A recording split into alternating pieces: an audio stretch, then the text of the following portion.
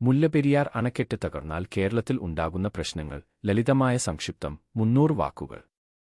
മുല്ലപ്പെരിയാർ അണക്കെട്ട് തകർന്നാൽ കേരളത്തിന് വലിയ ഒരു ദുരന്തമാണ് ഉണ്ടാകുക. ഈ അണക്കെട്ട് 126 വർഷം പഴക്കമുള്ളതാണ്. പഴക്കമാകുന്നതിനാൽ അണക്കെട്ട് തകരാനുള്ള ഭീഷണിയാണ് ഇപ്പോൾ ഏറ്റവും വലിയ ആശങ്ക. 1. വലിയ വെള്ളപ്പൊക്കം.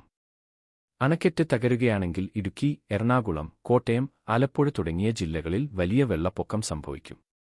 അണക്കെട്ടിലെ വെള്ളം പെട്ടെന്ന് ഒഴുകിയാൽ നദികൾ നിറയുകയും ജനങ്ങൾ രക്ഷപ്പെടാനാവാതെ ദുരിതത്തിൽ കുടുങ്ങുകയും ചെയ്യും.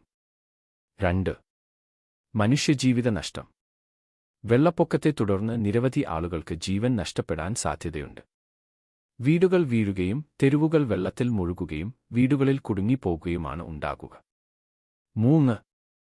കൃഷി നശിക്കും. വെള്ളം കയറിയാൽ കൃഷിയിടങ്ങൾ മുഴുവനായും നശിക്കും.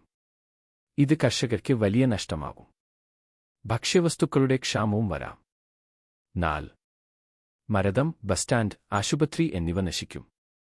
അടുത്തുള്ള നഗരങ്ങളും ഗ്രാമങ്ങളും വെള്ളത്തിൽ മുങ്ങും. സ്കൂളുകളും ആശുപത്രികളും പലതും ഉപയോഗശൂന്യമായി മാറും. 5. പാരിസ്ഥിതിക ബാധകൾ. വെള്ളപ്പൊക്കത്തെ തുടർന്ന് മണ്ണിടിച്ചിലുകൾ ഉണ്ടാകാം. വനങ്ങൾക്കും വന്യമൃഗങ്ങൾക്കും വൻ നാശം സംഭവിക്കും. ഉപസംഹാരം. ഇതെല്ലാം കണക്കിലെടുത്ത് മുല്ലപ്പെരിയാർ അണക്കെട്ട് പുതിയതായി പണിയേണ്ടതുണ്ട് എന്നതാണ് കേരളത്തിന്റെ ആവശ്യം.